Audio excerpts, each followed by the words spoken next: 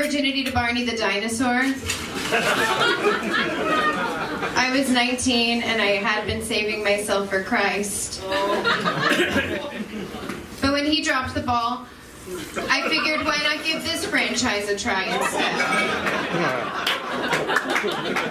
Some context, I was born and raised in Texas, where there is no sexual education. Instead, they teach you abstinence and Texas history.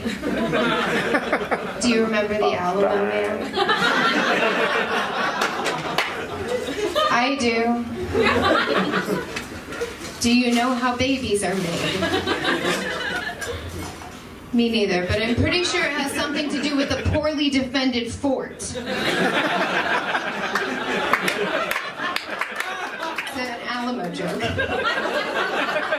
I was also raised Catholic, and the Catholics don't teach you about sex. Someone clapped. Thank you for the Go Catholics. Catholics don't teach you about sex because then you'll know when it's happening to you.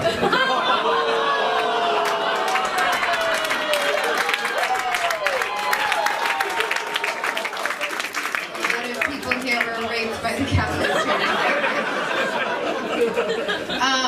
So what I'm trying to say is being raised as a girl in the South, it's hard to find a sexual identity, you know what I mean? I feel like you're given two choices, right? You can have sex, or you can go to heaven. And that's very stressful. And I feel like there's a lot of shame, right? There's a lot of shame and guilt. And I will say that I see teenagers today, teenage girls, and they seem like very self-aware, and they're dressing the way, there's like sex positivity happening, and I see that, and I feel like this overwhelming sense of you whores. Because I was raised to feel that way. You know what I mean? Which is fucked up. I gotta walk that back, and that's why I fucked Barney the dinosaur. Barney was the most Christ-like thing I could find when I was 19.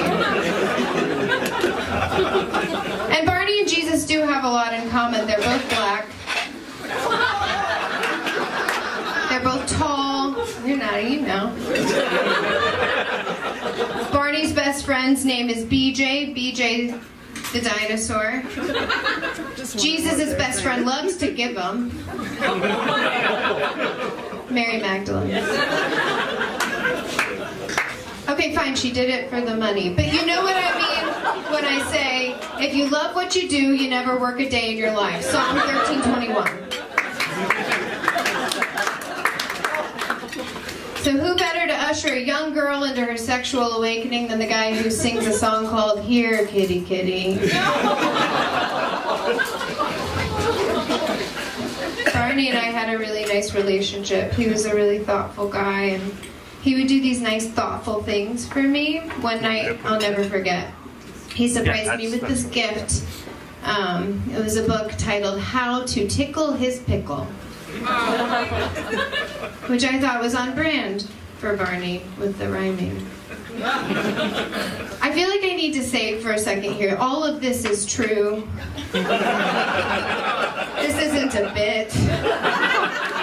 I really did lose my virginity to Barney the dinosaur. He really did buy me a book called How to Tickle His Pickle. And Santa Anna really did slaughter all of the Texans at the Alamo in 1836.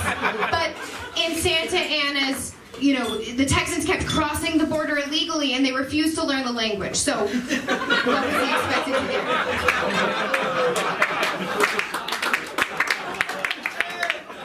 So, Barney's just given me this book called How to Tickle His Pickle.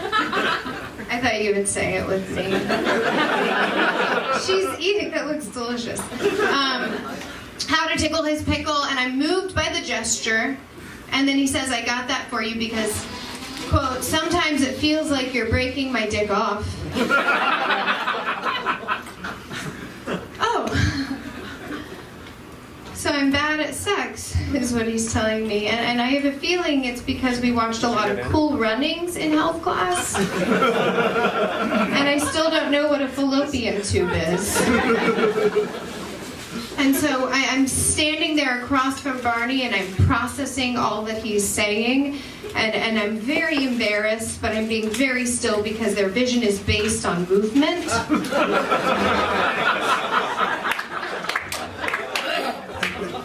And I'm just asking myself, what would Jesus do in this situation? You know what I mean? I'm going back to my roots. What would Jesus do? And then I realized Jesus wouldn't be fucking a dinosaur, Sarah. Because creationism.